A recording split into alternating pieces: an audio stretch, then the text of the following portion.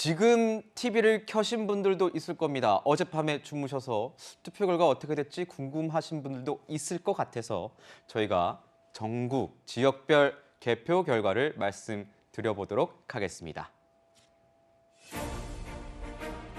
네, 전국 개표 완료됐네요. 윤석열 당선인 48.6% 기록해서 당선 확정됐습니다.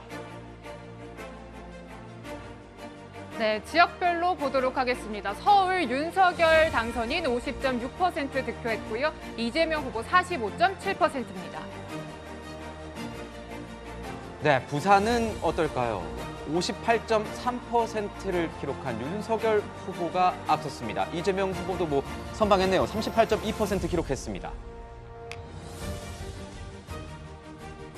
네, 대구로 가보겠습니다. 윤석열 당선인 75.1%의 지지를 얻었고요. 이재명 후보 21.6%입니다.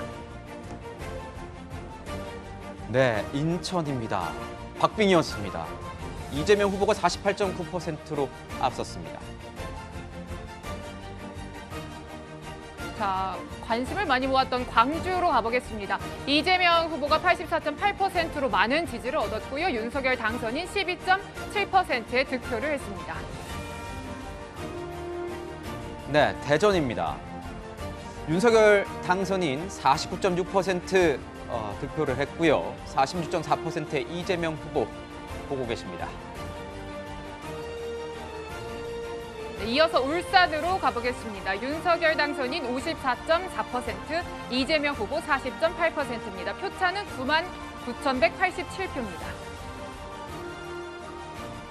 자, 세종 가보겠습니다. 51.9%로 이재명 후보가 앞섰네요. 44.1% 윤석열 후보 득표했습니다. 당선인으로 해야겠군요.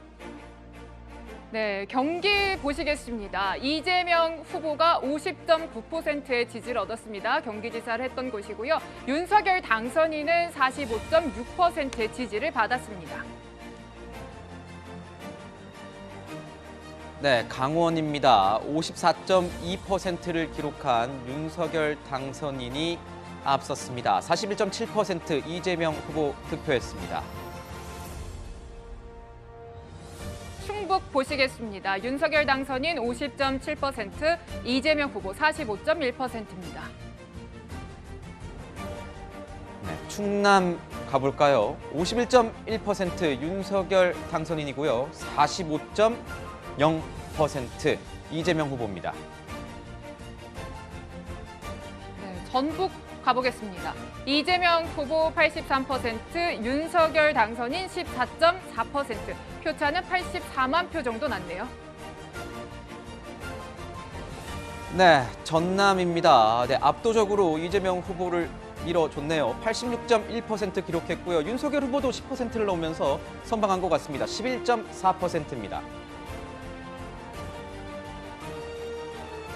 네, 경북 지역에서는 윤석열 당선인이 72.8%의 지지를 얻었고요. 이재명 후보가 23.8%의 지지를 받았습니다.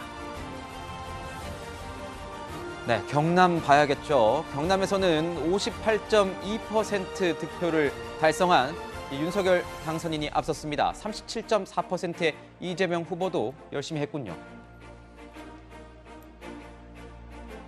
네, 마지막 제주 지역 보시겠습니다. 이재명 후보가 52.6%의 지지를 받았고요. 윤석열 당선인 42.7%의 득표를 했습니다. 네, 지역별로도 전국으로도 다 한번 쭉 살펴봤는데요. 사실 오늘 이 결과가 나오기까지 정말 엎치락 뒤치락 이 출구조사도 예측 불가이지 않았습니까, 대변인님? 그 밤사이 상황을 좀 묘사를 해주시죠.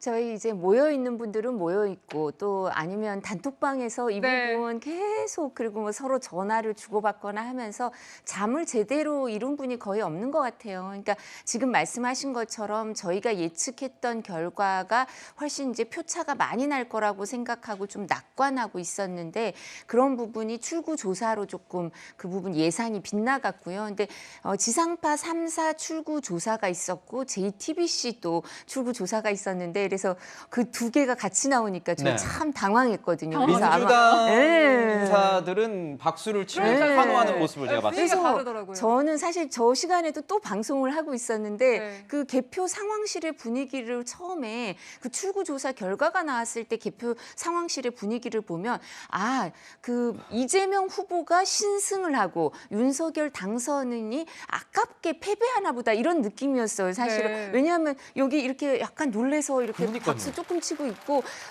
이재명 후보 측에서는 막 환호를 환호가 하고 터지고 일어서시고 그러더라고요. 막 이러거든요.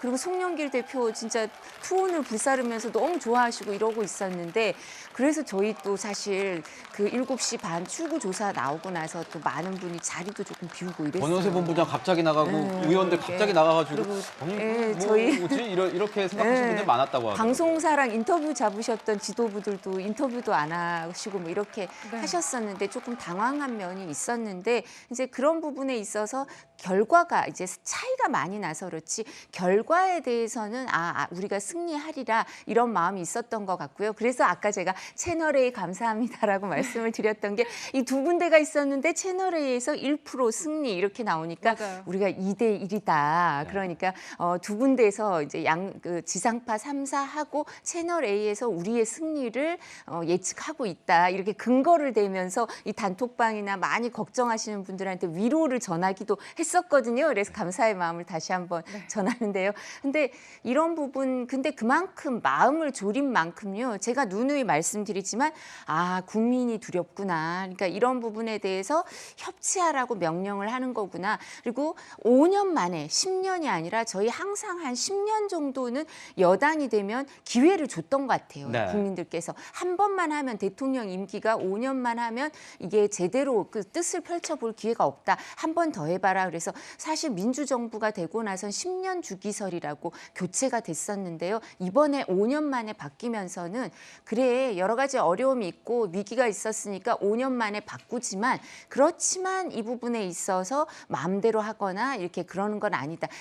의회가 있고 일당이 있으니까 협치해야 되고 그리고 문재인 대통령이 아직 대통령이고 여당이거든요. 저희가 네. 당선인이지 아직 대통령이 된 건 아니어서 여당은 아닙니다. 그래서 당선인 네. 교부증을 받아야 네. 또 당선인인데 네, 맞아요. 이제 그냥 당선인으로 열심히, 호칭하기로 네, 했습니다. 당선인, 저희가. 네. 네. 그래서 그런 부분에 있어서 문재인 대통령의 지지율도 거의 레임덕이 없다고 할 만큼 지지율을 마지막까지 높이 유지했거든요. 그래서 이런 부분을 다 고려하고 그리고 아마 뭐 제가 잘 모르지만 인수위라든가 이런 차원에서부터 제가 말씀드린 국민 협치, 국민 통합 이런 부분을 다 종합해서 구성하지 않을까 그런 예상이 됩니다.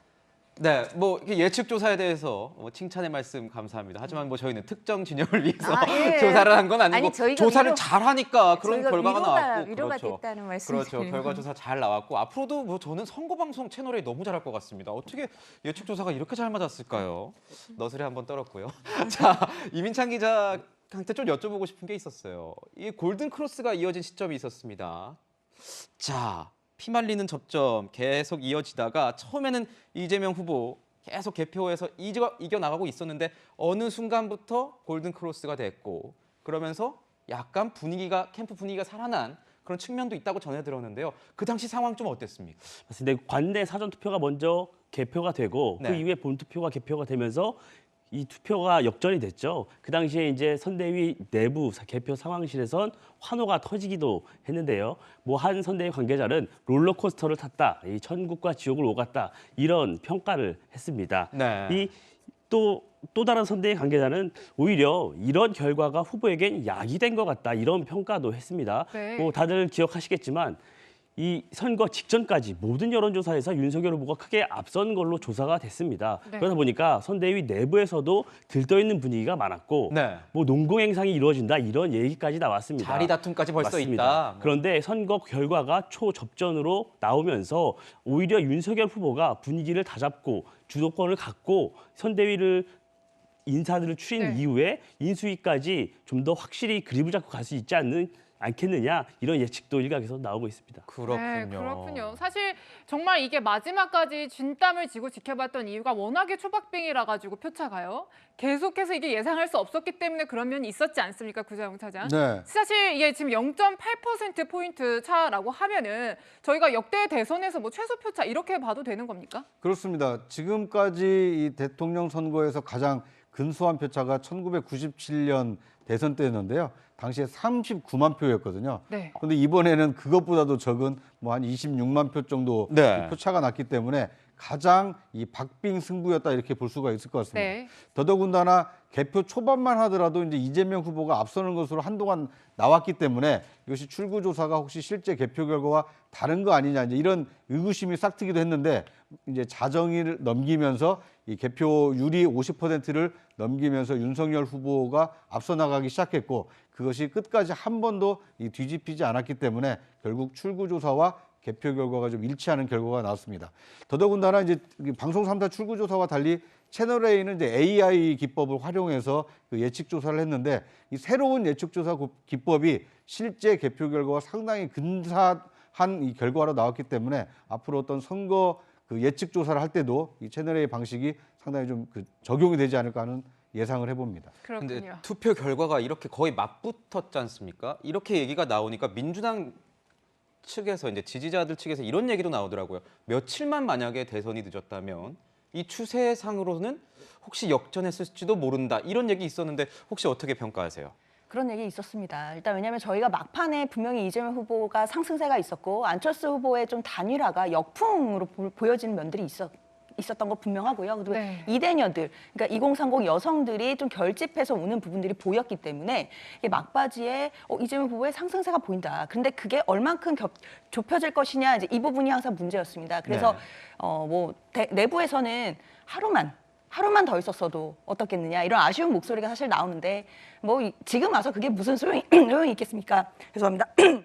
어차피 국민 여러분들께서 선택하신 것은 아무리 표차가 적다고 하더라도 윤석열 당선인이기 때문에 그 부분을 민주당은 겸허히 받아들이고 반성할 부분이 있으면 반성하고 새롭게 태어나야 될 것입니다. 그리고 또 국민의힘에서도 마찬가지로 우리 이재명 후보를 지지하셨던 그 국민의 득표율이 많이 높다는 것도 항상 눈여겨보시고 각자 이제 정치하시는 분들이 이제 국민의 무서움, 그 민심은 천심이니까요. 그 민심을 무서움을 가지고 두려움을 갖고 정치에 임하시면 우리가 이제 통합된 사회로 나아갈 수 있지 않을까 그런 생각이 듭니다. 네, 그렇군요. 사실 이번 대선 결과 저희가 아까 봤지만 지역별 표심이 좀 뚜렷하게 특징적으로 보이는 것들이 좀 있습니다. 사실 이번 대선에서 여야 모두 열세 지역에 굉장히 공을 많이 들였습니다. 국민의힘 같은 경우는 호남 득표에 굉장히 공을 들였는데 기대했던 것만큼 득표가 됐는지도 궁금하고 대변인님 보시기에 이번 대선에서 지역 구도가 깨졌는지 아니면 유지가 됐는지 어떻게 평가하시는지도 궁금합니다.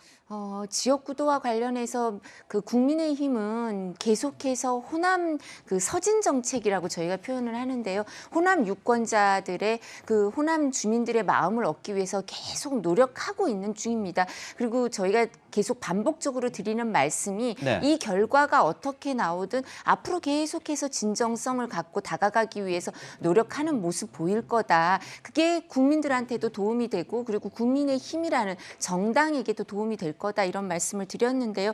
저희는 좀 의미 있는 숫자가 나오지 않았나라고 생각을 하는 게요. 네.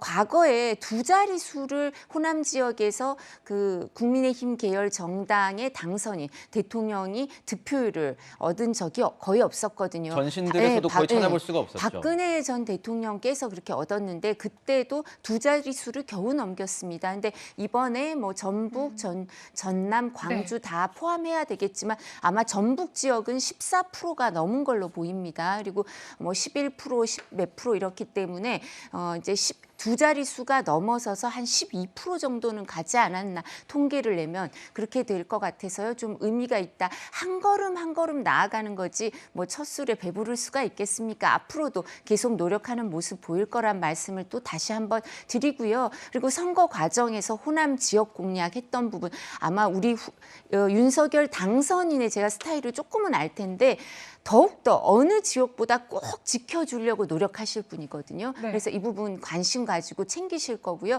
그리고 지금 대구 경북 뭐 전통적인 지지층 여기 저희가 흔히 하는 표현이 있는데 여기 보수의 심장 이렇게 말했었는데요.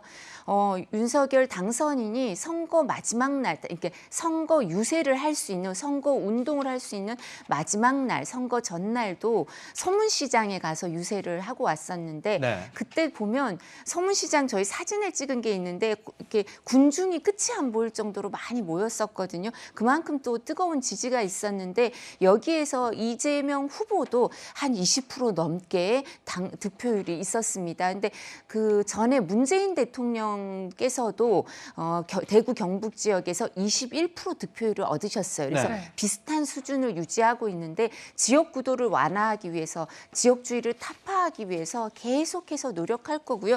윤석열 당선인은 아마 목포의 유세를 가서 김대중 대통령의 정신 얘기를 하면서 김대중 대통령이 취임 연설에서 자유시장 경제, 자유민주주의와 시장 경제라는 그 두 축의 수레로 이렇게 나라를 이끌고 가겠다. 이 말씀 이어받을 거고 지역주의 완화를 위해서 타파를 위해서 노력했던 김대중 대통령의 정신 이어받겠다. 이 말씀 하셨는데 다 지키려고 노력하실 겁니다. 네. 네, 이어서 이제 호남 민심 관련해서 궁금한 점이 있어서 구자웅 차장께 좀 질문을 드릴 텐데요. 사실 이제 저희가 선거 막판에 이제 단일화가 극적으로 이루어지지 않았습니까? 이 영향이 어떻게 파장이 미칠지 굉장히 모르겠다라는 분석들이 많았어요. 단일화가 역풍이 불 것이냐 아니면 국민의힘이 기세를 이어갈 것이냐. 호남 지지층 같은 경우는 이 단일화로 인해서 오히려 민주당 지지층이 결집한 것 아니냐. 이런 분석도 일각에서 나오는데 어떻게 평가하시는지 궁금하네요. 저는 그런 측면도 약간 좀 있어 보입니다. 왜냐하면 그 이전에 그 단일화 이전에 실시됐던 여론조사에 비해서 실제 이번에 이 대선 투표에서는 호남에서 윤석열 후보 지지가 여론조사에 비해서는 상당히 좀 많이 빠졌거든요. 네. 그런데 이제 이것을 어떻게 설명할 것이냐. 중간에 있었던 것은 안철수 후보와의 단일화 외에는 다른 특별한 이벤트가 없었기 때문에 네. 오히려 이제 호남 그 민심에서는 오히려 안철수 후보에 대한 어떤 그 좀 부정적인 기류가 오히려 윤석열 지지는 좀 빠지고 오히려 이재명 후보에 대한 이 지지로 좀 일부 선회한 측면이 있는 거 아니냐. 이건 제가 개인적으로 추정을 하는 것이고요. 그리고 앞서 이두하 변호사께서 말씀하신 것처럼 국민의힘은 지금 꾸준히 호남에서 지지율을 좀 높여가고 있는 상황입니다. 그러니까 서진 정책이 진정성을 가지고 시간을 가지고 좀 노력을 하고 있는 모습을 보이고 있기 때문에 당초 기대했던 것보다는 좀 낮아졌겠지만 이런 노력들이 좀 지속된다라면 우리가 그동안 늘 얘기해왔던 그 지역 구도 이런 것은 좀 시간이 지날수록 더 완화가 되지 않을까 이렇게 기대를 해봅니다. 네. 지금 저희가 개표 결과 계속 알아보는 이유는 이겼으니까 됐지 왜 자꾸 개표 결과 알아보지? 이게 아니라 복귀를 해야 됩니다. 개표 결과에 따라서 향후 정치 지형이 다 바뀌는 거거든요. 그래서 저희가 좀 궁금한 게 있습니다.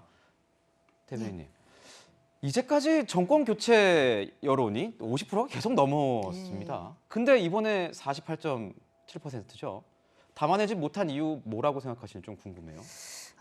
근데 이 부분에 대해서는 저희 이제 마지막에 이제 변명 같을 수는 있는데요. 이제 말씀을 좀 드리자면 저희가 정권 교체 여론이 상당히 높았고 여론조사 공표 금지 기간 전까지 계속해서 윤석열 당선인의 그 지지율이 높게 나왔기 때문에 그리고 그 3월 3일 그 여론조사 공표 금지 기간 직전에 단일화가 이루어지고 그래서 단일화를 안철수 대표와의 단일화를 이루고 나서는 많은 이제 숙제를 했다 이런 느낌을 좀 갖고 있었던 것 같아요. 그러니까 국민들은 절대 이렇게 방심하거나 그런 마음을 갖는 거에 대해서 그러니까 정말 빨리 알아차리시고 경계를 하시는 것 같거든요. 어느 정도 그래서, 방심을 하시는 측면이 있군요. 그래서 뭐 네. 이거는 제 개인적인 생각입니다만 네. 그래서 저희가 단일화를 하고 왜냐하면 정권 교체 지지율이 워낙 높았고 정권 교체를 원하는 국민들은 단일화를 하라는 요청이 참 많으셨어요. 그랬기 때문에 우리가 이런 단일화를 하라는 국민의 명령을 받아들였기 때문에 우리가 이 선거 과정, 선거 캠페인에서 이제 상당히 큰 숙제를 했겠구나, 해냈구나 이런 마음이 좀 있었던 거 아닌가라는 반성을 일부 해보고요. 그리고 또 이제 이 부분은 저희 입장을 해명하자면 여당은 항상 합법적인 패가 많다. 저희가 이런 말씀을 드리는데요. 그리고 또 무엇보다도 지금 지방 권력이라든가, 그러니까 지방 의회라든가 지방 자치단체장 이런 분들이 대부분 그 민주당 계열 정당에서 대해서 많이 갖고 있거든요. 그렇기 때문에 그런 여러 가지 정치에 있어서 우리가 정치 조직에 있어서 모세 혈관이라고 할 수 있는 부분이 국민의힘 계열 정당, 국민의힘에서는 조금 무너져 있고 부족했고요. 민주당이 훨씬 그런 부분에서 우세했기 때문에 실제 결집력이라든가 투표로 연결되는 그런 투표로 직접 투표장에 나가서 투표하는 행위 이런 데 연결시키는 데는 민주당이 더 열심히였던 거 아닌가. 그래서 이런 부분 부족했었고 앞으로 지방선거를 대비하면서도 반드시 참조해야 될 부분이라고 생각하고요. 지방선거를 또 중요하게 생각할 수밖에 없는 윤석열 당선인의 국정 동력을 위해서라도 중요한 부분이어서 이런 부분에 대해서 빨리 저희도 파악하고 대처할 필요가 있다고 생각합니다. 네. 네, 이번 선거에서 좀 성별로도 살펴보면요. 이른바 20대 남성 이대남은 윤석열 당선인의 20대 여성, 20대 이대녀는 이재명 후보에 좀 더 표를 많이 던졌다라는 분석이 나옵니다. 이렇게 성별로 인해서 표심이 갈린 이유는 어떻게 분석하시는지요? 일단 이번 선거에서는 뭐 지역구도 그리고 우리가 그동안 봤던 뭐 세대구도도 당연히 관전 포인트였지만 젠더구도가 네. 참으로 의미 있는 관전 포인트였습니다. 특히 이제 윤석열 당선인 같은 경우에는 이제 소위 이제 이대남이라고 하는 20대 남성들에게 굉장히 공약을 하면서요. 특히 이제 다들 기억하시겠지만 여성가족부 폐지라는 한 줄 공약을 통해서 이대남들에게 상징적으로 다가갔습니다. 근데 그러다 보니까 아무래도 그거에 소외를 받는 이대녀들이 좀 집결하기 시작했고 그것이 이제 이재명 후보 입장에서는 그 추적단 불꽃 출신의 그 활동가인 박지현 씨를 네. 박지현 씨를 디지털 성범죄 특별위원장으로 영입을 하면서 그 얘기 굉장히 많이 하더라고요. 예, 그러니까 네. 그게 굉장히 여성들에게 많은 반향을 일으켜서 특히 이제 이대녀라고 할 수 있는 분들이 그 이대남들과 대비되는 지점에서 결집을 하기 시작했습니다. 그래서 그것이 사실 이재명 후보가 막판의 상승세를 뭐 찾을 수 있었던 요인이기도 했는데요. 뭐 그렇지만 결과적으로는 뭐 아주 작은 근소한 차이였지만 일단 패배를 했기 때문에 이제 앞으로는 중요한 것은 이번 선거에서 사실 이대남과 이대녀가 우리가 남녀가 이렇게 갈라져서 갈등할 이유가 전혀 없거든요. 같이 우리가 함께 잘 살아야 되는 거고 함께 대한민국을 꾸려나가는 그렇죠. 우리가 대한민국의 일원인 것인데 이번 선거를 통해서 너무 지나칠 정도로 젠더 간의 갈등이 좀 부각되고 첨예화된 것은 굉장히 개인적으로는 안타까운 부분입니다. 네. 근데 이제라도 윤석열 당선인이 이 젠더 이슈를 좀 더 봉합해서 이 남녀 간의 갈등을 종결해서 함께 다 같이 잘 살 수 있는 사회를 좀 이루어 나갔으면 좋겠습니다. 네, 네. 이민창 기자 궁금한 게 있어요. 지금 뭐 이제 이대남, 이대녀 얘기가 나왔으니까 얘기하는 건데 이 세대 포위론 얘기하고 또 이대남 결집 그 최선봉에 선 게 이준석 대표 아니겠습니까? 이준석 대표는 10%까지도 우리가 아마 이길 것이다. 저희 뭐 프로그램에 나와서도 인터뷰를 한 바 있습니다. 이준석 대표 조금 머쓱했을 것 같은데 이 개표 나오고 난 이후에 이준석 대표 반응 좀 봤습니까? 어떻습니까? 이 세대별로 좀 쪼개서 봐야 될 필요가 있는데요. 네. 20대만 놓고 봤을 때는 이준석 대표 국민의힘의 전략이 어느 정도 통했다. 통했다. 이렇게 볼 수 있겠습니다. 네, 네. 다만 이 윤석열 당선인에게는 숙제로 남을 수밖에 없는 부분이겠죠. 그렇기 때문에 국민 통합을 더 강조하고 있는 것이고요. 그렇지만 세대별 전체 투표율을 봤을 때는 10%포인트 이상 앞설 수 있다. 이것은 20대 남성 그리고 50대, 60대, 70대의 표심을 다 합쳤을 때 이렇게 나올 거라고 주장을 했지만 네. 다만 호남에서 그의 예상보다 네. 표심에 미치지 못했고 그 결과가 이렇게 나타났다고 볼 수 있겠습니다. 네, 자 구자홍 차장이 보시는 세대별 성별 분석도 궁금하네요. 네. 그러니까 이제 윤석열 당선인께서 아까 그 당선 소감을 얘기하면서 예. 그 이제 국민 모두가 하나가 돼야 된다. 이제 국민 통합 메시지를 하면서 예를 든 게 세 가지가 있습니다. 그러니까 이념, 진영, 그리고 계층 이렇게 말씀하셨거든요. 오늘 11시에 이제 기자회견을 할 텐데 네. 거기에는 하나를 추가해서 이 젠더까지 포함을 한 이 국민 통합의 메시지가 좀 나오면 어떨까 하는 바람을 가지고 있습니다. 네, 옆에 바로 뭐 후보의 입, 뭐 당선인의 입이 되시지는 모르겠지만 대변인이시니까요 지금. 아니 저희 지금 선대본의 대변인이고 뭐 이런 지금 얘기가 이제, 혹시 네, 들어갈까요? 아마 저희가 근데 이런 부분 제가 꼭 이제 우선 하나 꼭 말씀을 짚고 넘어가야 될 게 지금 제가 지역별 투표율에 대해서는 저희 입장을 조금 말씀을 드리고 해명을 했던 게 지역별 득표율은 명확하게 중앙선관위 자료로 확인이 되는데요. 지금 세대별 성별 투표율은 확인이 안 되고 있습니다. 그래서 이 부분 자료가 나오려면 시간이 좀 걸리니까 그걸 보고 저희는 말씀을 드릴 수밖에 없지 저희가 이거 결론을 알 수가 없는데 함부로 말씀드리는 건 부적절하고요. 저희가 예측을 하는 것 것도 부적절하다는 말씀을 드리고요. 근데 지역별은 지금 득표율이 중앙선관위 자료로 나와 있습니다. 네. 근데 세대별, 성별은 안 나와 있고요. 이 통계가 나오는데 시간이 걸리니까 여기서 말씀하시는 분들의 입장도 추측이거나 예정 취지 이게 결론적인 거는 아니라는 말씀 드리고요. 근데 또 이제 저희가 이게 결론이 객관적인 자료가 나오면 지금 말씀하신 부분 분명히 여기에 대해서 반성하고 아니면 보완하고 이런 부분 반드시 필요할 거고요. 좀 전에 구자홍 차장께서 말씀하신 것처럼 국민 통합을 얘기할 때 분명히 그런 부분도 들어가야 된다고 저는 생각합니다. 근데 구체적인 수치가 나왔을 때 그 부분 갖고 또 저희가 보완해서 어떻게 해야 될지 그 미비한 부분 객관적인 자료를 갖고 또 말씀을 드릴 기회가 있을 겁니다. 예. 근데 이 젠더 이슈가 상당히 중요한 이유가요. 이제 윤석열 당선인이 인수위를 꾸려서 이제 그 출범을 할 때 정부 조직 개편에 대한 그 구상을 해야 되거든요. 근데 대선 때 상당히 좀 강조했던 것이 여성가족부 폐지였지 않습니까? 네. 그러면 이제 여성가족부를 폐지하는데 그 대안으로 어떻게 어떤 부서를 신설할 것이냐. 그리고 젠더 갈등이 지금 어느 정도 드러나 있는 것을 어떻게 차기 정부에서는 이 해결책을 내세울 것이냐. 이거에 대한 이 당선인의 구상에 대해서 많은 국민들이 관심을 가지고 있기 때문에 그것이 윤석열 호가 출범할 때 순항을 하느냐 아니면 약간의 어떤 갈등 요인을 안고 출범하느냐 이걸 가늠할 수 있는 가늠자 역할을 할 수 있기 때문에 젠더 이슈는 상당히 민감한 이슈이기도 하지만 윤석열 당선인께서 반드시 해결해야 될 이슈가 아닌가 하는 생각이 듭니다. 네, 제가 조금 보충 설명드리자면 지금 말씀하신 것처럼 저희가 꼭 주의해야 하고 유의해야 할 부분이기도 하고요.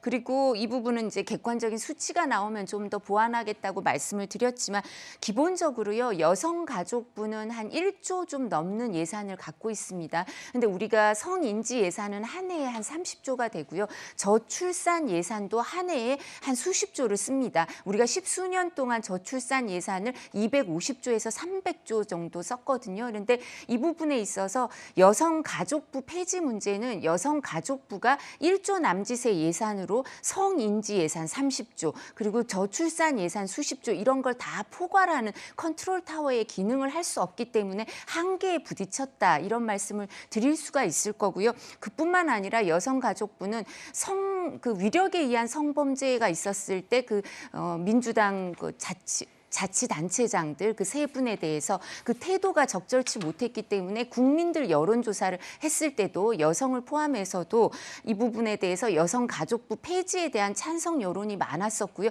여성들도 긍정적으로 보는 분들이 상당히 있기 때문에 저출산 그리고 뭐 성평등 이런 문제까지 다 포함하는 그리고 좀 더 큰 예산을 가지고 컨트롤 타워 기능을 할 수 있는 그런 실질적인 기능을 할 수 있는 부처가 또 있을 텐데 이런 부분까지 다 포함하는 인수위에서 이 정책에 대해서 보고를 받고 여기에 대해서 계획을 수립하는 그런 과정이 있을 겁니다. 네. 네, 자 이번 순서에서는 밤사이 접전에 접전을 거듭했던 개표 상황하고요. 개표 결과도 상세하게 하나하나 짚어봤습니다.